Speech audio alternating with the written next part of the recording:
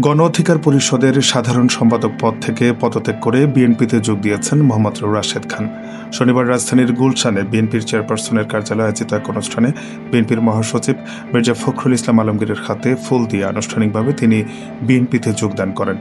যোগদান অনুষ্ঠানে বিএনপির মহাসচিব মির্জা ফখরুল ইসলাম আলমগীর বলেন, আসন্ন ত্রয়োদশ জাতীয় সংসদ নির্বাচনে ঝিনাইদহ ৪ আসনে বিএনপির মনোনীত প্রার্থী হিসেবে ধানের প্রতীকে নির্বাচন করবেন মোহাম্মদ রাশেদ খান।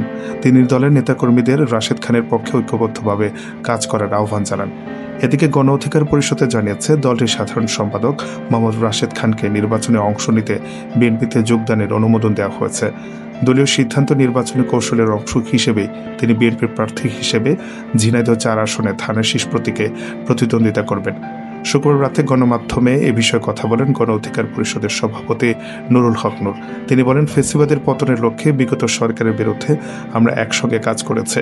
ফেসিবাদ পরবর্তী নতুন বাংলাদেশ গড়ে তোলার জন্য রাষ্ট্র সংস্কার জরুরি। সেই লক্ষ্যেই যারা একসঙ্গে আন্দোলন করেছে তারা একসঙ্গেই নির্বাচন করবে এবং ভবিষ্যতে জাতীয় সরকার গঠনে ভূমিকা রাখবে।